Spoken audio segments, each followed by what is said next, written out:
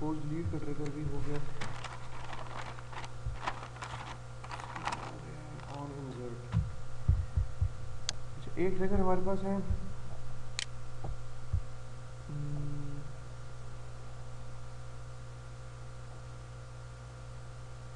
अच्छा एक ट्रिगर हमारे पास इसमें है ऑन इंसर्ट वाला भी, कि ऑन इंसर्ट मीन्स ये इंसर्शन के दौरान, ठीक है। एक तो है ना पोस्ट इंसर्ट, एक है प्री इंसर्ट और एक है ऑन इंसर्ट। इंसर्शन करते वक्त क्या करना चाहिए, तो यहाँ पे हम इस ट्रिगर को यहाँ पे मैं लगा देता हूँ इस ट्रिगर को, ठीक है। ऑन इंसर्ट का ट्रिगर है, इसमें मैं लिखता हूँ नल, कुछ भी ना करो, ठीक है। कुछ भी ना करो का मतलब क्या है, कुछ भी ना करो का मतलब ये है कि भाई डेप्थ के टेबल में कोई इंसर्शन भी ना करो। लेकिन अगर आप इसको गौर से देखें ना, तो यहाँ पे हमारे पास एक ट्रिगर लगा हुआ है, कौन सा, पोस्ट इंसर्ट वाला ट्रिगर भी लगा हुआ है। ये तो फायर होगा हर सूरत में, ठीक है। पोस्ट इंसर्ट का ट्रिगर तब फायर होगा जब आपका ऑन इंसर्ट वाला ट्रिगर ख़त्म हो जाएगा, जब वो चल चुका होगा। ऑन इंसर्ट में मैंने क्या लिखा है, नल लिख दिया। नल का मतलब कुछ भी नहीं, कि इंसर्शन ना करो, डेप्थ के टेबल में इंसर्शन ना करो। तो इंसर्शन कहाँ पे होगी, इंसर्शन फिर आपका ये जो है, ये पोस्ट इंसर्ट वाला जो ट्रिगर है, जब ये फायर होगा, तो इसमें तो मैंने लिखा है कि जी इंसर्शन आप करो बैकअप अंडरस्कोर डेप्थ टेबल के अंदर। तो इंसर्शन जो भी इंसर्शन हो रही होगी ना, वो बैकअप अंडरस्कोर डेप्थ टेबल के अंदर हो जाएगी। लेकिन इसका कोई फ़ायदा ऐसा सच नहीं है, ठीक है। नल लिखने का कोई फ़ायदा नहीं है, ठीक है। लेकिन फिर भी मैं आपको उसका इफेक्ट दिखा देता हूँ, और दूसरा हम इसमें क्या काम कर सकते हैं वो काम भी मैं आपको बता देता हूँ यहाँ पे, ठीक है। इसको मैं सेव कर लेता हूँ, ठीक है। इसकी वन ऑफ दी रीजंस या वन ऑफ दी इसकी फंक्शनैलिटी ऑन इंसर्ट वाले जो ट्रिगर है, उसकी मैं फंक्शनैलिटी आपको इसके बाद बता देता हूँ, ठीक है। पहले नल वाला इफेक्ट देख लें आप। मैं एक नया रिकॉर्ड एंटर करूँगा, वो डेप्थ के टेबल में नहीं जाएगा, वो बैकअप अंडरस्कोर डेप्थ नाम वाले टेबल के अंदर चला जाएगा। क्यूरी एग्जीक्यूट कर लेते हैं, नया रिकॉर्ड यहाँ पे एंटर करते हैं। तो ये इसका नाम देते हैं लॉजिस्टिक्स डिपार्टमेंट, और इसका जो है वो दे देते हैं लोकेशन लंदन दे देते हैं, और इसको सेव कर लेते हैं। ये यहाँ पे आपको मैसेज दे रहा है transaction complete, 1 records applied and save, ठीक है ना। अब जाते हैं अपने SQL प्लस में, और वहाँ पे जाके देखते हैं तो सिचुएशन क्या है। अच्छा इसको सेव मैं कर लेता हूँ ताकि ये ना हो कि इसको सेव कर लिया, ठीक है। नो चेंजेस टू सेव, तो select static from depth 41 number वाला, 41 नंबर रिकॉर्ड है ना ये वाला, ठीक है। This does not exist in the depth table. लेकिन अगर मैं इसको सेलेक्ट करता हूँ, select static from backup underscore depth का टेबल, तो ये रिकॉर्ड जो है यहाँ पे एग्जिस्ट कर रहा है। क्यों एग्जिस्ट कर रहा है, क्योंकि ऑन इंसर्ट में तो आपने नल लिख दिया था ना कि कुछ भी ना करो, तो वो तो उसने तो इंसर्शन डेप्थ के टेबल में तो ठीक है नहीं किया। लेकिन आपका जो है एक ट्रिगर लगा हुआ है पोस्ट इंसर्ट का। उस पोस्ट इंसर्ट वाले ट्रिगर ने क्या किया कि आपकी इस नए रिकॉर्ड को बैकअप अंडरस्कोर डेप्थ वाले टेबल के अंदर इंसर्ट कर दिया। क्लियर है ये। इसको मैं इस तरह कर लेता हूँ, इस रिकॉर्ड को मैं डिलीट कर देता हूँ, delete from backup underscore depth where depth number is equal to 41। तो ये रिकॉर्ड यहाँ से डिलीट हो गया। तो नेक्स्ट भी कर लेते हैं, क्लियर भी कर देता हूँ। अब इसका मैं आपको एक दिखा देता हूँ, इसकी एक एग्जांपल, ठीक है। ऑन इंसर्ट वाली, ऑन इंसर्ट से मैं ये नल यहाँ से हटा देता हूँ, ठीक है। ऑन इंसर्ट में मैं ये लिखता हूँ ना कि जैसे पहले मैंने ये लिखा था कि पोस्ट इंसर्ट में मैंने ये लिखा था कि भाई यूज़र जब डिपार्टमेंट नंबर एंटर करे, जब लोकेशन एंटर करे डिपार्टमेंट की, तो उसको अपर केस में कन्वर्ट करके और उसको बैकअप अंडरस्कोर डेप्थ टेबल के अंदर आप स्टोर कर लें। तो मैंने आपको फिर वो दिखाया था कि देखो मैंने ये डिपार्टमेंट का नाम और डिपार्टमेंट की लोकेशन जो थी वो मैंने स्मॉल लेटर्स में लिखी थी, डेप्थ टेबल में तो वो स्मॉल लेटर्स के अंदर चली गई, लेकिन बैकअप अंडरस्कोर डेप्थ का जो टेबल था उसके अंदर वो अपर केस में कन्वर्ट होकर चली गई। तो अगर मैं ये चाहता हूँ कि नहीं, यूज़र स्मॉल में अगर एंटर कर देता है गलती से, ठीक है, तो जो रिकॉर्ड जब इंसर्ट हो रहा हो, ठीक है, उस दौरान आप डिपार्टमेंट का नाम और डिपार्टमेंट का जो लोकेशन है उसको आप उसी टाइम पे अपर केस में कन्वर्ट कर दें, ठीक है। इंसर्शन के दौरान आप उसको अपर केस में कन्वर्ट कर दें, अपर केस में कन्वर्ट करने के बाद आप उसको जो है वो उसमें इंसर्ट कर दें अपने रिकॉर्ड के अंदर। तो यहाँ पे मैं फिर सिंपल वही इंसर्ट की क्वेरी लिखूंगा, इंसर्ट इनटू डेप्थ टेबल के अंदर हम ये कर रहे हैं ना, वहाँ पे तो कोई इशू नहीं है, आपके बैकअप अंडरस्कोर डेप्थ टेबल के अंदर कोई इशू नहीं है। उसमें तो पोस्ट इंसर्ट वाला जो ट्रिगर है वो चलेगा, वो अपर केस के अंदर उसको स्टोर करता जाएगा आपके बैकअप अंडरस्कोर डेप टेबल के अंदर। तो इंसर्ट इनटू डेप वैल्यूज़, क्या वैल्यूज़ डालनी है? पहली वैल्यू जो है वो है डेप का डेटा ब्लॉक, उसमें डेप नंबर नाम की फील्ड, ठीक है ना। दूसरी वैल्यू जो है it should be converted into upper, ठीक है, और इसमें हम लिख देंगे वैल्यू कहाँ से आ रही है, डेप डॉट डी नेम से वैल्यू आ रही है, ठीक है। और तीसरी वैल्यू उसको भी अपर में कन्वर्ट करें, इन केस अगर यूज़र अगर अपर में दे देता है तो उससे कोई फ़र्क नहीं पड़ेगा, वो उसको लोअर में कन्वर्ट नहीं करेगा, ठीक है, एज इट इज़ वो वैल्यू छोड़ देगा। तो वो आप वैल्यू उठाओ डेप्ट डॉट एल से, ठीक है ना, और इनको इंसर्ट कर दो। इसको मैं सेव कर देता हूँ। अब मैं इसका जो इफेक्ट है वो मैं आपको दिखा देता हूँ।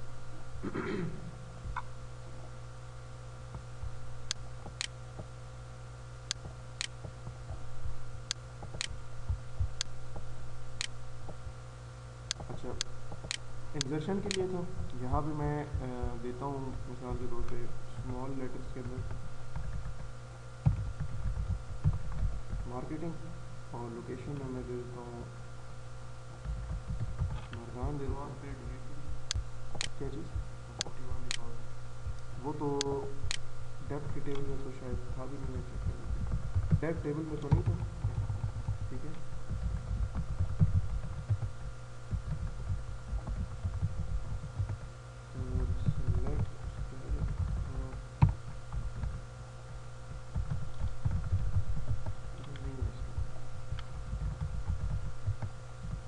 ठीक है, ये हम इंसर्शन हो रही है ना, तो यहाँ पे आप देखें आपके दो ट्रिगर्स लगे हुए हैं इंसर्ट से रिलेटेड। एक तो तीन ट्रिगर्स लगे हैं। एक तो प्री इंसर्ट है, वो तो आपके इस प्राइमरी की वैल्यू को कंट्रोल कर रहा है, ठीक है।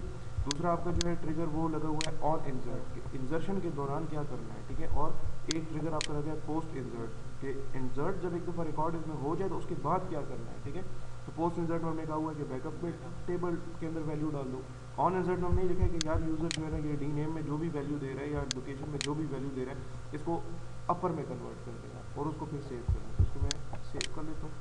Transaction complete, one record applied and save, ठीक है। नज़र आपको ये अभी आ रहा होगा किस में, स्मॉल के अंदर। मैं आपको टेबल के अंदर दिखा देता हूँ। Select steric from depth 41 number है, मार्केटिंग मर्दान दोनों आपको अपर के अंदर नज़र आ रहे हैं।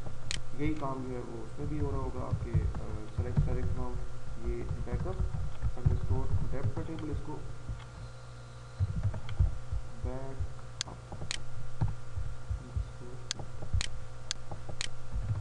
ठीक है। यही 41 जो है ये आपका अपर में, और आपका जो डी नेम है वो अपर में और लोकेशन अपर के अंदर कन्वर्ट, वो तो उसका कोई इशू नहीं था, वो तो हमने ऑलरेडी उसको अपर के लिए हमने उसका ट्रिगर जो है वो बनाया हुआ है।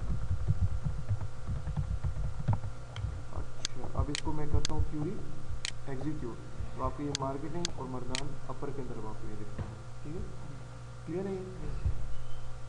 तो ये कौन सा ट्रिगर था, ये ऑन इंसर्ट वाला ट्रिगर था।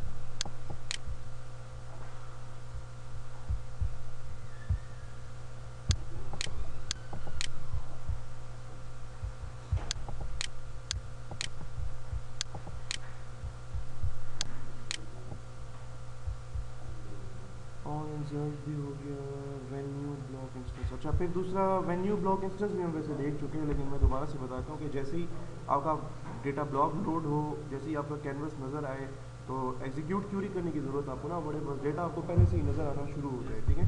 तो उसके लिए हम यहाँ पे ट्रिगर लगा देंगे venue block instance, when new block instance. तो इसमें हम सिंपली क्या लिखेंगे, एग्जीक्यूट अंडरस्कोर क्यूरी। इसको मैं सेव करके और आपको इसका मैं इफेक्ट दिखा देता हूँ। फॉर्म जैसे ही लोड होगा तो बस वो डेटा आपको दिखाई देगा, एग्जीक्यूट क्यूरी करने की ज़रूरत नहीं पड़ेगी आपको, ठीक है। पहले से ही डेटा नज़र आ रहा है, ठीक है, पहले तो नज़र नहीं आता था ना इस तरीके से। तो ये आपका हो गया वैन न्यू ब्लॉक इंस्टेंस। अब एक काम इसमें करते हैं कि मैं आपको ये दिखा देता हूँ, कैनवस दिखा देता हूँ। आप देखें जब इसमें हम नया रिकॉर्ड जब इंसर्ट करते हैं ना, नया रिकॉर्ड जब हम इसमें इंसर्ट करते हैं ना, तो उसके लिए हमें एक तो डीएनएम में हम वैल्यू देंगे, फिर लोकेशन में हम वैल्यू देंगे, उसके बाद फिर ये सेव का बटन प्रेस करेंगे। तो तब आपका ये रिकॉर्ड जो है ना वो इंसर्ट होगा, ठीक है। या हमने, अगर आपको याद हो तो यहाँ पे कुछ जो बटन्स के साथ हमने कुछ काम किए थे, ठीक है, सेव के पीछे हमने कमेंट लिखा था। तो हमें मतलब मैं ये चाहता हूँ, मेरी रिक्वायरमेंट ये है जी कि मैं ना तो इस सेव के बटन को प्रेस करूँ, ना मेरे कैनवस के ऊपर को बटन पड़ा हो जो कि मेरे रिकॉर्ड को सेव कर सके। विदाउट बटन्स मैं ये काम करना चाहता हूँ, ठीक है। तो उसके लिए मेरे पास एक क्यूरी है, व्हेन न्यू रिकॉर्ड इंस्टेंस, नहीं एक second, when new record instance नहीं है, when new item instance, when new item instance, हाँ व्हेन न्यू आइटम इंस्टेंस के व्हेन न्यू आइटम इंस्टेंस जो है आपका ट्रिगर जो है वो तब फायर होता है जब आप एक आइटम से दूसरी आइटम के पास जाते हैं, ठीक है। जब एक डीनेम की टेक्स्ट फील्ड से जैसे ही आप लोकेशन वाली टेक्स्ट फील्ड के अंदर जब जाओगे तो आपका डीनेम जो है वो डेटाबेस में स्टोर हो चुका होगा, ठीक है। आप लोकेशन से किसी और फील्ड में अगर चले जाओगे, डिपार्टमेंट नंबर में अगर आप वापस आ जाते हो, अगर आपको याद हो शुरू की क्लासेस में हमने ब्लॉक की एक प्रॉपर्टी देखी थी नेविगेशन की, सेम ब्लॉक है, सेम रिकॉर्ड है, डिफरेंट रिकॉर्ड है और एक था डिफरेंट ब्लॉक, ये तीन डिफरेंट उसकी प्रॉपर्टीज थी। तो अगर सेम रिकॉर्ड में अगर नेविगेशन है ना तो उसका मतलब क्या है कि मैं अगर टैब मेरा अगर मिसाल के तौर पे कंट्रोल है डीनेम के ऊपर, ठीक है, मैंने एंट्री कर दी डीनेम में, मैं टैब की प्रेस करूंगा तो कर्सर मेरा जो है वो नेक्स्ट अवेलेबल आइटम जो कि एलओसी वाला आइटम है उसमें चला जाएगा। जैसे ही कर्सर उसमें जाएगा तो आपका जो ट्रिगर है पीछे चलेगा वो होगा व्हेन न्यू आइटम इंस्टेंस, ठीक है। आप नए आइटम इंस्टेंस या नए आइटम पे आप चले गए हो तो हर नए आइटम पे जाने से पहले मैं चाहता हूँ कि मेरे पिछले आइटम का जो वैल्यू है, जो रिकॉर्ड है, जो डेटा है वो साथ साथ सेव होता जाए, ठीक है। अब मैं ये एलओसी तो आखिरी आइटम है ना, तो एलओसी के ऊपर जो है मैं एंटर करता हूँ, इसकी लोकेशन एंटर करता हूँ। जैसे ही मैं टैब की प्रेस करूँगा और अगर नेविगेशन के अंदर अगर ये स्टोर हुआ है कि सेम रिकॉर्ड, तो आपका कर्सर जो है वो दोबारा से यहाँ पे आ जाएगा। कर्सर तो यहाँ पे आ नहीं सकता, ये तो डिसेबल्ड एक तरह से है, ठीक है। तो फिर क्या होगा, यानी कि कर्सर आपका इधर से इधर जैसे ही मूव होगा ना तो आपका एलओसी भी स्टोर हो जाएगा डेटाबेस के अंदर। तो इसके लिए ऑब्जेक्ट नेविगेटर में आते हैं और यहाँ पे हम एक डेटा ब्लॉक के ऊपर एक नया लगा देते हैं, ट्रिगर लगाते हैं व्हेन न्यू आइटम इंस्टेंस।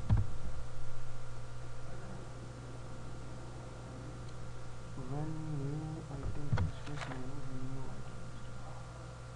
अच्छा, व्हेन न्यू आइटम इंस्टेंस के ऊपर हम लिखेंगे एक, हमारे पास एक सिस्टम वेरिएबल है एक हमारे पास, ठीक है। हमने पहले भी देखा था, बड़ा स्ट्रॉन्ग वेरिएबल है वो, ठीक है।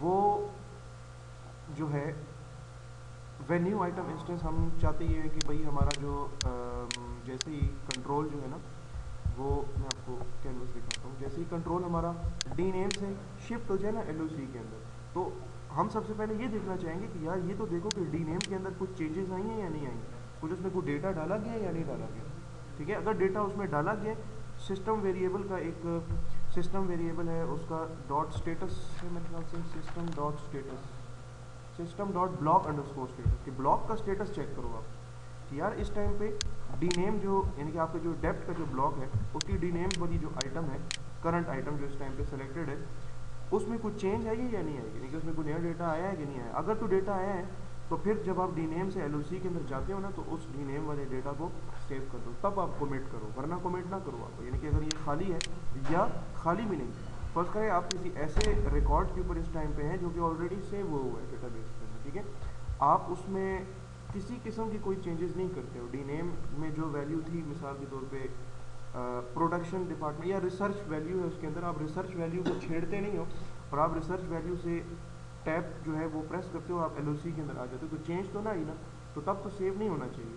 सेव तभी होना चाहिए अगर आप तो डीनेम में कुछ छेड़छाड़ करते हो या कोई नई अगर आप इंजर्शन अगर कर रहे हो तो उसमें जो फील्ड है डीनेम वाली उसमें आप कोई चीज़ एंटर कर दो, टैब की प्रेस करो, टैब की जैसे ही जाएगी एलओसी के अंदर तो व्हेन न्यू आइटम इंस्टेंस वाला ट्रिगर चलेगा और डीनेम में जो भी वैल्यू है, जो भी उसमें डेटा पड़ा है वो आपका सेव हो जाएगा। वरना अगर डीनेम में आपने कुछ भी नहीं डाला हुआ तो फिर वो सेव नहीं होगा। या डीनेम की वैल्यू यानी कि अपडेशन अगर आपने करनी है तो डीनेम को अगर आपने अपडेट नहीं किया हुआ, उसको आपने चेंज नहीं किया, ठीक है, तो चेंज जब नहीं किया तो जब आप चेंज किए बगैर एलओसी के अंदर आ जाते हो तो वो क्या होना चाहिए, कमेंट नहीं होना चाहिए, क्योंकि चेंज हुई नहीं तो कमेंट किस बात की।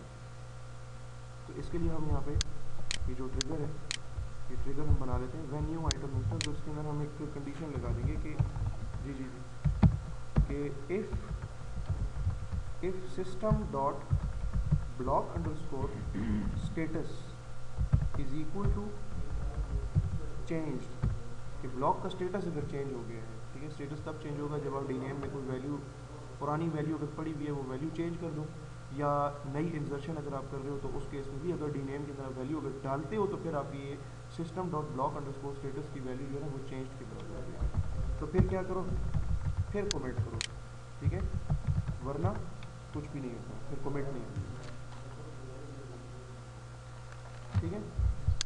अब इसको मैं सेव करके और इसको मैं, इसका जो इफेक्ट है वो मैं इफेक्ट आपको इसमें रन करके आपको दिखा देता हूँ। ये आप देखेंगे ऑटोमेटिकली खुद ब खुद अब सेव कर होगा, आपको किसी सेव बटन को प्रेस करने की, आपको कोई सेव बटन इवन बनाने की भी ज़रूरत नहीं है आपको, ठीक है। अपडेट करने के लिए भी आपको कोई बटन बनाने की ज़रूरत नहीं है, अब ये खुद ब खुद अब इसकी अपडेशन हो रही होगी। मैंने मार्केटिंग पे मैं हूँ इस टाइम पे, मैंने मार्केटिंग में कोई चेंज नहीं की, मैं इसमें आ जाता हूँ मर्दान में, LOC के अंदर कोई चेंज मैंने नहीं किया, ठीक है। तो आपका ये जो है वह न्यू आइटम इंस्टेंस वो चल तो रहा है ट्रिगर, लेकिन कमिट नहीं हो रहा, कमिट होना भी नहीं चाहिए, ठीक है। अब मैं इस तरह करता हूँ कि सेल्स का जो डिपार्टमेंट है ना, इसका नाम मैं चेंज करता हूँ, तो चेंज मैं कर रहा हूँ, इसका नाम मैं कर देता हूँ IT, चेंज आई, ठीक है। जैसे ही मैं दूसरे टैब पे जाऊँगा ना, टैब की की प्रेस करूँगा तो यहाँ पे देखें क्या लिखा हुआ है, transaction complete, 1 record applied and save, save हो गया है। अब मैं इसको चेक कर लेता हूँ, सेव हो चुका है, ठीक है। सेव का बटन मैंने ना प्रेस किए, ना मुझे यहाँ पे सेव का बटन बनाने की ज़रूरत है, ना मुझे यहाँ पे अपडेट का बटन बनाने की ज़रूरत है, ठीक है। अब मैं यहाँ पे इसकी जो है वो क्यूरी लिख के आपको दिखाता हूँ,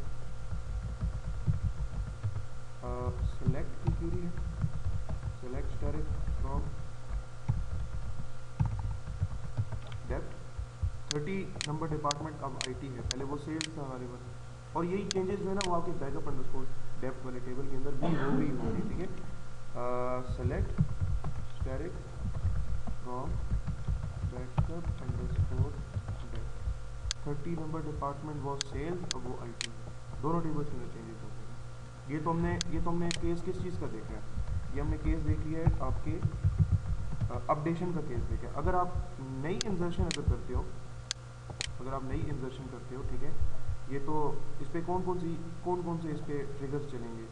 सबसे पहले तो इस पर जो है वो प्री इंसर्ट चलेगा, ऑन इंसर्ट चलेगा, पोस्ट इंसर्ट चलेगा, और व्हेन न्यू आइटम इंस्टेंस चलेगा जब हम यहाँ से यहाँ पे क्लिक करते हैं, ठीक है। तो इसमें सबसे पहले मैं इस नए डिपार्टमेंट का नाम लिख देता हूँ, जैसे ही मैं टैब की प्रेस करता हूँ ना तो इंसर्शन हो चुकी है, 42 उसका आ गया है, प्री इंसर्ट हो गया है, ठीक है ना, सेव हो गया है। अब मैं आपको दिखा दूँ यहाँ पे, तो LOC में कोई वैल्यू नहीं है इस टाइम पे, ठीक है, यही याद रखें, LOC में कोई वैल्यू नहीं है, सेव हो चुका है। सेलेक्ट स्टैटिक फ्रॉम डेप्थ, तो ये देखें ये 42 नंबर मार्केटिंग है और इसमें LOC की कोई वैल्यू नहीं है, ठीक है ना। इसी तरीके से यही चेंजेस जो है आपके वो बैकअप अंडरस्कोर डेप्थ के अंदर भी यही चेंजेस हो चुके हैं, वहाँ भी एक रिकॉर्ड जो है वो आ चुका होगा with null and LOC value. Select static from backup underscore depth, तो देखें यहाँ पे भी एक रिकॉर्ड आया हुआ है जिसकी LOC की वैल्यू नल है। कमिट वो करता जा रहा है जब जब system dot block underscore status की वैल्यू जब चेंज्ड आ रही है तो वो उसको चेंज करता जा रहा है। अब मैं इसके अंदर वैल्यू देता हूँ, ठीक है, इसको मैं देता हूँ लाहौर, यहाँ पे ये उसके लिए मसला कर रहा था,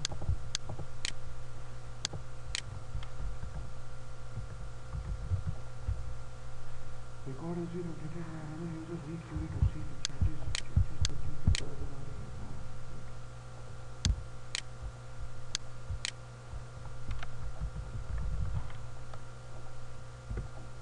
ठीक है, ये भी चेंज हो गया, ये इनिशियली कुछ मसला मुझे पहले भी कर रहा था, ये मसला भी कर रहा है, कल मैं इसकी कुछ देख रहा था तो उस टाइम पे इसी काम कर रहा था, पर ये चेंज हो चुका है, ठीक है, इसमें सेव हो चुका है। अब 42 नंबर डिपार्टमेंट को जो है ना ज़रा देख लेते हैं यहाँ पे,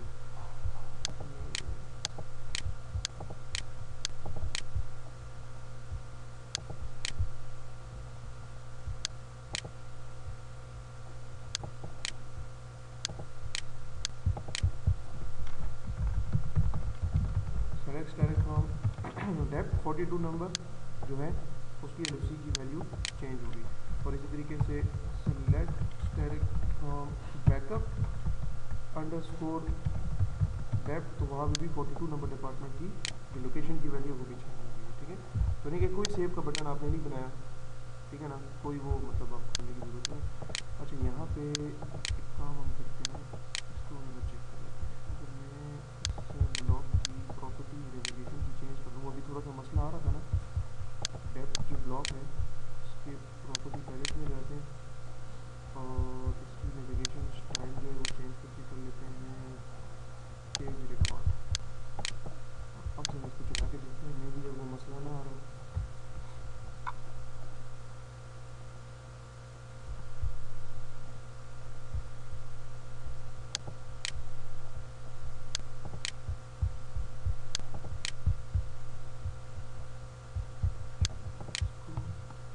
चेंज करते हैं और इसको कर देते हैं लॉजिस्टिक्स डिपार्टमेंट। चेंजेस हो गए, शिकागो को कर लेते हैं न्यू यॉर्क और यहाँ पे मसला नहीं दे रहा है, ठीक है। सेव हो गई ना चेंजेस, दूसरे रिकॉर्ड पर चला गया, ठीक है, दूसरे रिकॉर्ड पे आपका कंट्रोल चला गया। अच्छा इंजर्शन पे देख लेते हैं, इंजर्शन में एक नया डिपार्टमेंट डालते हैं। अच्छा नया डिपार्टमेंट डालते हैं यहाँ पे R&D, ठीक है, ये भी सेव हो गया और इसकी लोकेशन दे देते हैं, यहाँ पे फिर मसला आ रहा है।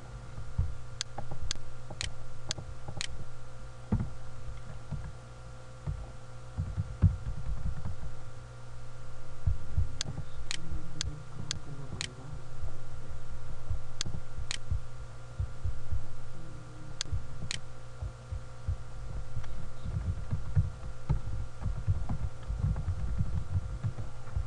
कौन सा ये 43 डिपार्टमेंट है,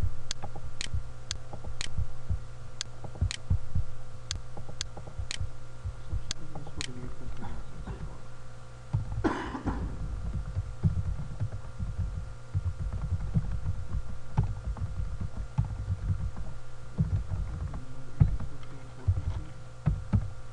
और ये रिकॉर्ड हम बैकअप अंडरस्कोर डेट टेबल से भी डिलीट कर देते हैं।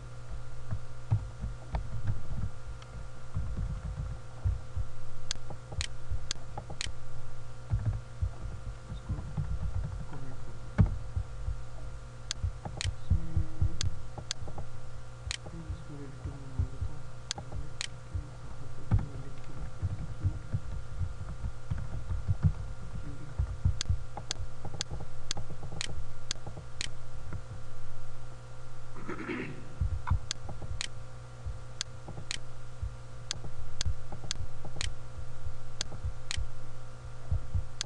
इसमें टोटल, अच्छा 42 की जगह चेंज करते हैं, मार्केटिंग की जगह इसकी जगह कर देते हैं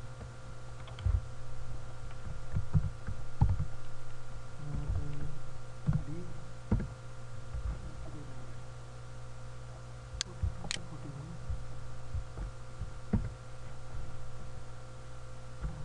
ये देते हैं पेशावर, ये ऊपर किधर जा रहा है, अच्छा एग्जीक्यूट क्यूरी चल रही है, ठीक है एग्जीक्यूट क्यूरी चल रही है। पासिंग के बाद अगर इसमें एग्जीक्यूशन कर देता हूँ तो फिर एग्जीक्यूट क्यूरी चलेगा।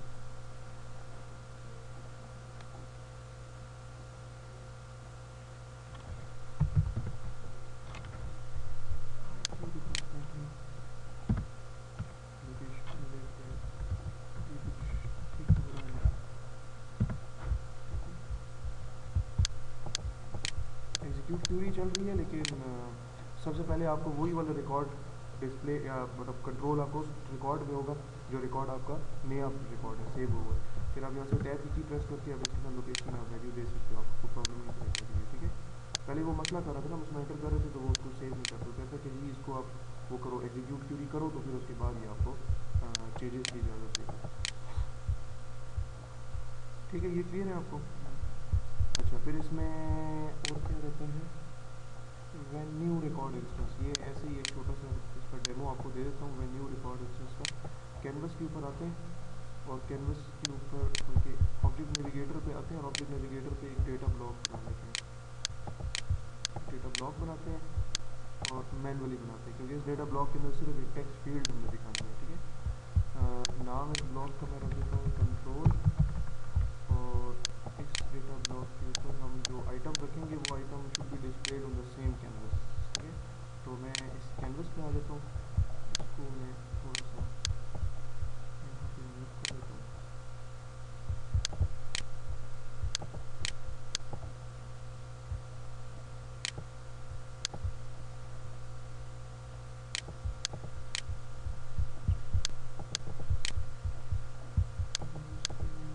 यहाँ पे एक टेक्स्ट फील्ड ले लेते हैं, ठीक है, और उस टेक्स्ट फील्ड को हम रख देते हैं डिस्प्ले आइटम। प्रॉपर्टी पैलेट में जाके यहाँ से सेव देखते हैं कंट्रोल वाला डेटा ब्लॉक, और उस पर हम ये टेक्स्ट फील्ड रखते हैं। इस टेक्स्ट फील्ड का नाम मैं रख देता हूँ txt, और इसको डिस्प्ले आइटम बना देते हैं। और इसका कुछ कलर इसका देखते हैं, इसका कलर जो है वो फोरग्राउंड कलर वो कर लेते हैं डार्क ब्लू, बैकग्राउंड कलर जो है वो ग्रेश करते हैं।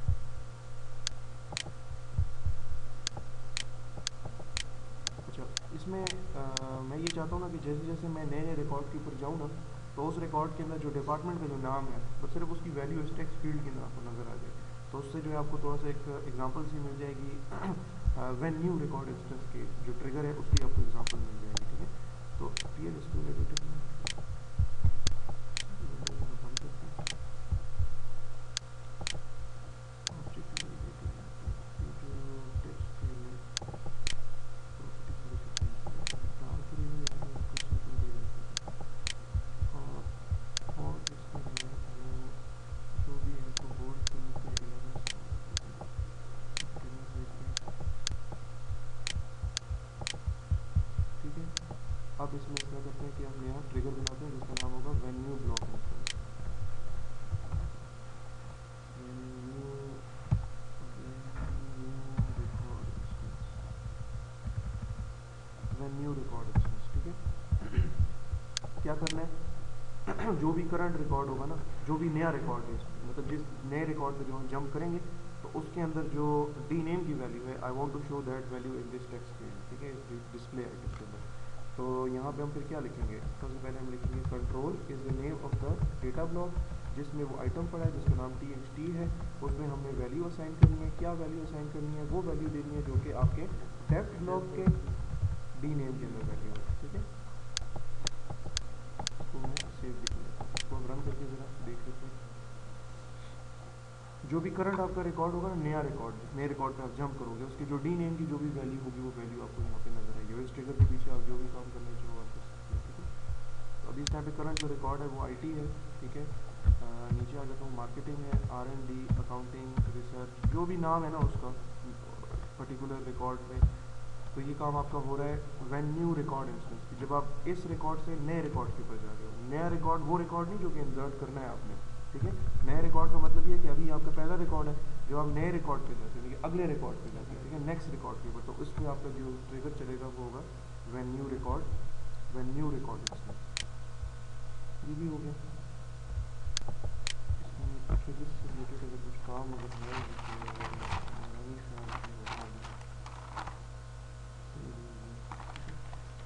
अच्छा, ये काम तो हमारा ख़त्म हो गया ट्रिगर से रिलेटेड, ठीक है ना। अब इस तरह करेंगे कि काफ़ी इंटरेस्टिंग है, ठीक है, उसको ज़रा देख लेते हैं। ये जो आपका जो मैंने यहाँ से ये फॉर्म्स निकाल तो दिए, लेकिन ये फॉर्म्स परमानेंटली डिलीट नहीं हुए, ये फॉर्म्स आपके सेव हुए हैं, ठीक है, जहाँ पे जिस लोकेशन पे मैंने सेव किया। अब इस तरह करते हैं ना कि ये जो हमारा जो प्रोग्राम था जो चल रहा था, इसमें वो जो ऊपर वो जो आ रहे थे मेन्यूज़ आ रहे थे वो तो डिफ़ॉल्ट मेन्यूज़ थे, ठीक है। अब हम इस तरह करते हैं, हम अपने मेन्यूज़ बनाते हैं, और मैं वो डिफ़ॉल्ट वैल्यूज़ को नहीं देखना चाहता, ना ही मैं उन टूल्स, वो जो टूल बार में जो टूल्स आ रहे हैं ना इंसर्ट रिकॉर्ड का या नए ब्लॉक पे जाने के लिए, आगे रिकॉर्ड पे जाने के लिए, मुझे वो टूल बार भी नहीं चाहिए। मतलब मुझे ना तो मुझे डिफ़ॉल्ट टूल बार चाहिए, ना मुझे डिफ़ॉल्ट मेन्यू बार चाहिए। मैंने बस अपने मेन्यूज़ बनाने, और मैं अपने मेन्यूज़ जो हैं वो उठा के तो मैं उसको अपने प्रोग्राम के अंदर डालूँगा। दूसरी चीज़ कि आपका सॉफ्टवेयर जो है ना वो इस तरीके से नहीं होता कि इंडिपेंडेंट फॉर्म्स होते हैं, ठीक है। उसमें तो एक टर्म यूज़ की जाती है ना, इसमें वो टर्म यूज़ नहीं की जाती, इसमें तो कहते हैं मल्टीपल फॉर्म्स, ठीक है। वहाँ पे कहा जाता है विजुअल बेसिक की अगर बात करें तो वीबी के अंदर एक टर्म यूज़ की जाती है multiple document interface, MDI forms, ठीक है, कि जिसमें एक मेन फॉर्म होता है, उसके ऊपर एक मेन्यू होता है। आप उस मेन फॉर्म के अंदर जो है मुख्तलिफ अपने जो चाइल्ड फॉर्म्स कह लें, ठीक है ना, या मुख्तलिफ आपके जो फॉर्म्स हैं वो आप उसके अंदर ओपन कर सकते हैं, ठीक है।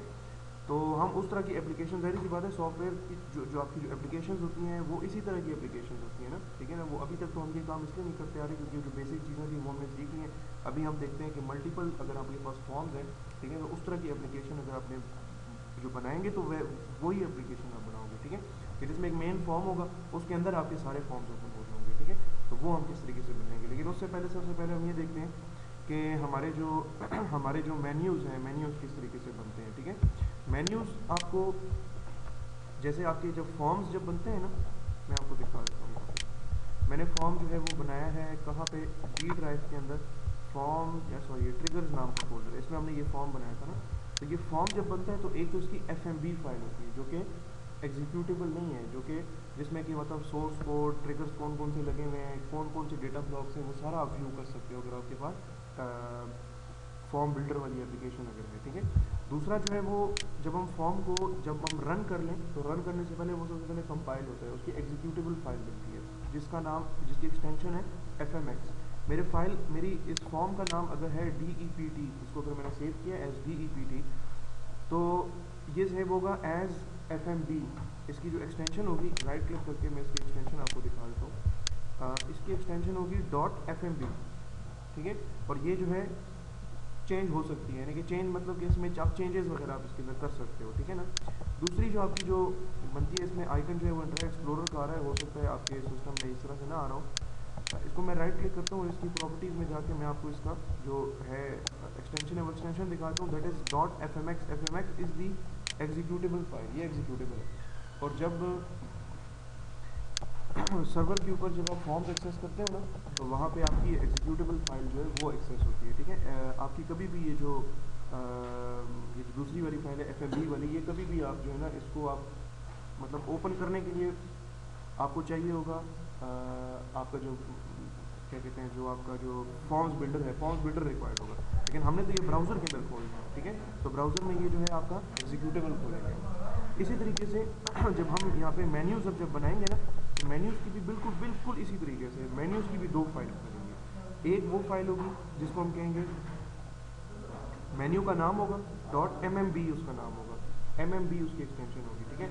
और उसको फिर हम क्या करेंगे, कंपाइल करेंगे। कंपाइल करके जो हमारा वो जो उसका क्या होगा, मेन्यू का एग्जीक्यूटेबल बन जाएगा। उस मेन्यू के एग्जीक्यूटेबल को फिर हम यूज़ करेंगे और हमने जिस जिस फॉर्म में वो वाला मेन्यू डालना है, हम उस फॉर्म के अंदर मेंशन करेंगे कि हमारा जो जो MMX फाइल है, जो एग्जीक्यूटेबल फाइल है, वो यहाँ पे पड़ी हुई है, उसके हमें पाथ देना पड़ेगा। कैसे देंगे वो सारा काम अभी हम कर लेते हैं। यहाँ पे सबसे पहले हम इस तरह करते हैं, मेन्यूज़ बनाते हैं। तो मेन्यूज़ के लिए सबसे पहले क्या है, ये मेन्यूज़ का ऑप्शन है, इसको क्लिक कर लें तो यहाँ पे ये आपका मेन्यू है। इस मेन्यू का नाम मैं रख देता हूँ, मेन नाम रख देता हूँ, ठीक है। यानी कि ये कंप्लीट आपका मेन्यू बार है, इस तरह समझ लें, उसका नाम मेन है, कंप्लीट मेन्यू बार जिसमें मेन्यूज़ होंगे, ठीक है। इसको मैं क्लिक करता हूँ और इसको मैं डबल क्लिक करता हूँ और आपके मेन्यू एडिटर के अंदर मैं एंटर हो गया हूँ। बिल्कुल ये तकरीबन इसका इंटरफेस बिल्कुल वैसे ही है जैसे आपके वो नहीं, जैसे हमने वो किया था ना, ये पॉपअप मेन्यूज़ जो हमने डिज़ाइन किए थे, उसका इसका इंटरफेस जो है वो तकरीबन तकरीबन सेम है। इसमें मेन्यू आपका जो है, मैं आपको दोबारा दिखाता हूँ ऑप्शन एडिटर के अंदर, दिस इज़ मेन्यू 1, नाम इसका मेन्यू 1, ठीक है। लेकिन ये कहाँ पे है, ये मेरे मेन मेन्यू के अंदर है, ठीक है। मेरा मेन मेन्यू जो है बेसिकली ये जो है ना कि कंप्लीट जो मेन्यू बार है, कंप्लीट जो मेन्यू बार है, इसका नाम है मेन। इसके अंदर जो पहला आइटम है ना, जो फाइल है यहाँ पे, ठीक है, लेकिन यहाँ पे इसका नाम है मेन्यू 1। नाम इसका मैं चेंज कर सकता हूँ, कोई ऐसा इशू नहीं है। इसको मैं डबल क्लिक करता हूँ, न्यू आइटम, ठीक है, इसका मैं नाम दूंगा, मैं कहता हूँ जी इसका नाम होना चाहिए फाइल होना चाहिए, ठीक है। अगला जो आइटम होना चाहिए इस मेन्यू बार के अंदर, अगला जो मेन्यू होना चाहिए उसका नाम मैं रख देता हूँ क्यूरी। इससे अगला जो आइटम होना चाहिए उसका नाम मैं रख देता हूँ रिकॉर्ड। और इससे जो अगला आइटम होना चाहिए उसका नाम मैं रख देता हूँ रिकॉर्ड के बाद नहीं, एक और है स्टाइल के नाम से, ठीक है। इसमें कुछ मुख्तलिफ styles of different style of menu item आपको नजर आएंगे। भारत फाइल का जो मेन्यू है ना, नाम इसका फाइल है, ठीक है। इस मेन्यू के अंदर नाम इसका, एक सेकेंड, सबसे पहले तो हम इसका नाम जो है ना वो ज़रा चेंज करते हैं। मैं इसको सेव कर लूँ क्या, ठीक है। ट्रिगर्स वाले फोल्डर में ये सेव हो रहा है। और ये देखें इसका नाम क्या है, सेव एज टाइप MMB इसकी टाइप है, MMB, ठीक है। और नाम इसका मेन है। इसको मैं सेव कर लेता हूँ। अब मैं आता हूँ इसके ऑब्जेक्ट नेविगेटर के अंदर, और आप देखें इसका नाम जो है वो क्या है, फाइल क्यूरी रिकॉर्ड स्टाइल। ये जो है मेन्यू 1, इसका नाम भी जो है मैं चेंज कर लेता हूँ। इसका नाम लिख देते हैं मेन। अच्छा, अब हम क्या करेंगे, अब हम अपने इन मेन्यूज़ में जो फाइल क्यूरी रिकॉर्ड स्टाइल इसमें आइटम्स डालेंगे ना, तो नीचे कर लें। फाइल के अंदर हम लिखते हैं मिसाल के तौर पे, फाइल में हम लिख लेते हैं सेव का ऑप्शन लिख लेते हैं। फिर इसके नीचे हम लिख लेते हैं एग्जिट का ऑप्शन लिख लेते हैं। इसके नीचे हम एक सेपरेटर दिखाना चाहते हैं, तो SCP1 उस सेपरेटर का नाम है। फिर नेक्स्ट हम दिखाना चाहते हैं cut copy paste. Cut copy paste होता है ना अक्सर, एडिट में होता है, लेकिन इसमें एडिट का मेन्यू हमने डाला नहीं है, तो फाइल में नहीं होगा, ठीक है, ठीक है। अच्छा, फिर इसमें कट हो गया। फिर इसमें हम डाल लेते हैं कॉपी डाल लेते हैं, और इसमें हम डाल लेते हैं पेस्ट डाल लेते हैं, ठीक है। ये हो गया। अच्छा, इसके बाद फिर क्यूरी के अंदर आते हैं। क्यूरी के अंदर हम दो आइटम्स डाल लेते हैं, शो रिकॉर्ड्स, जिसमें वो एग्जीक्यूट अंडरस्कोर क्यूरी चल रही होगी, और एंटर क्राइटेरिया। अच्छा, इसमें एग्जिट जो है ना उसको मैं सबसे नीचे कर लेता हूँ, ठीक है। कट कॉपी पेस्ट, और ये जो सेपरेटर है, सेपरेटर इसके पेस्ट के बाद आना चाहिए नीचे एग्जिट। अच्छा, शो रिकॉर्ड्स में ये होगा कि जी हम प्रेस करेंगे तो एग्जीक्यूट क्यूरी वाला चलेगा आपका, एग्जीक्यूट अंडरस्कोर क्यूरी वाला जो बिल्ट इन है। एंटर क्राइटेरिया तो वो आपका एंटर अंडरस्कोर क्यूरी वाला जो है, ठीक है, कि मतलब आप क्राइटेरिया अपना दे देते हो, एंटर क्यूरी वाला होता है। रिकॉर्ड के अंदर हम दे देते हैं मिसाल के तौर पे फर्स्ट, यानी कि रिकॉर्ड नेविगेशन के लिए, ठीक है, फर्स्ट। फिर है प्रीवियस, फिर उसके बाद देते हैं नेक्स्ट, और आखिर में देते हैं लास्ट देते हैं। इसके बाद एक सेपरेटर डाल लेते हैं, इसका नाम सेपरेटर 2 है। नेक्स्ट हम इसमें डाल देते हैं इंसर्ट के लिए, ठीक है। अपडेट तो उसकी भी ज़रूरत नहीं है, अपडेट के लिए कोई क्यूरी नहीं होती, तो खुद ब खुद अपडेट होता है, ठीक है। अपडेट के लिए मतलब कोई वो बिल्ट इन नहीं है, ठीक है। अच्छा, इंसर्ट है और डिलीट, ठीक है ना, मतलब फर्स्ट रिकॉर्ड पे जाना है, प्रीवियस पे जाना है, नेक्स्ट पे जाना है, लास्ट पे जाना है, इंसर्ट करना है रिकॉर्ड या डिलीट करना है रिकॉर्ड, ये ऑप्शन आ गए। स्टाइल के अंदर हम इस तरह करते हैं, इसको मैं दे देता हूँ, पहले इसका नाम रख देते हैं रेड, दूसरे का नाम रख देते हैं ग्रीन रख देते हैं, और तीसरे का नाम रख देते हैं ब्लू रख देते हैं। ये किस लिए, ये भी थोड़ी देर बाद आपको बताता हूँ। सबसे पहले इस तरह करते हैं, इसके पीछे जो कोडिंग है ना वो कर लेते हैं। इसको मैं सेव कर लेता हूँ। अभी ये कंपाइल नहीं हुआ है, ठीक है, MMX फाइल इसकी अभी नहीं बनी, सेव कर लिया इसने। अब आते हैं ऑब्जेक्ट नेविगेटर, तो फाइल क्यूरी रिकॉर्ड स्टाइल, इस पर तो आपने कुछ लिखना है नहीं, इसको मैं मिनिमाइज कर लेता हूँ। सेव के ऊपर, सेव के ऊपर क्या लिखेंगे, कमेंट लिख देंगे, ठीक है। फिर आ जाएंगे ऑब्जेक्ट नेविगेटर में। अच्छा, कट कॉपी पेस्ट के लिए कोई कोड लिखने की ज़रूरत नहीं है, ठीक है। इसका सिंपल आपने ये करना है, राइट क्लिक करें और इसके प्रॉपर्टी पैलेट के अंदर चले जाएं, ठीक है। प्रॉपर्टी पैलेट में चले जाएं, यहाँ पे आप ये करें कि इसमें फंक्शनल की प्रॉपर्टी है, फंक्शनल प्रॉपर्टीज़ में एक प्रॉपर्टी है menu item type. Menu item type में आप सेलेक्ट कर लें मैजिक, ये मैजिक आइटम है, ठीक है। कट कॉपी पेस्ट वाले ये मैजिक आइटम है, मैजिक। और मैजिक आइटम कौन सा मैजिक आइटम, कट के लिए हम सेलेक्ट करेंगे यहाँ से कट, ठीक है। बस आपने और कुछ नहीं करना, इसको सेव कर लें। फिर आ जाएँ आप अपने PLSQ एडिटर को मैं बंद कर देता हूँ। अब आ जाते हैं अपने ऑब्जेक्ट नेविगेटर पे, कट हो गया। Copy is also magic item, right click करें, आप चले जाएँ प्रॉपर्टी पैलेट में चले जाएँ, मैजिक आइटम है, कॉपी इसका नाम है, ठीक है ना। ये मैजिक आइटम है, यहाँ से हम सेलेक्ट करेंगे menu item type magic item. फिर चले जाएंगे ऑब्जेक्ट नेविगेटर में, और ये पेस्ट का रह जाएगा, ठीक है। इसको मैं कर देता हूँ प्रॉपर्टी पैलेट में आ जाता हूँ, पेस्ट है, ठीक है, सेलेक्टेड है, मेन्यू आइटम है, मैजिक है। ऑप्शन कौन सा है, पेस्ट। ठीक हो गया ये। अब अगला कोई मैजिक आइटम नहीं है, सेपरेटर आ गया, ठीक है। इसकी भी हम सेलेक्ट कर लेते हैं, प्रॉपर्टी पैलेट में चले जाते हैं और ये सेपरेटर है, menu item type separator select कर दिया यहाँ से, ठीक है, जो पॉपअप में था, और इसको सेव कर देते हैं। 40 मिनट्स कर लो सेव।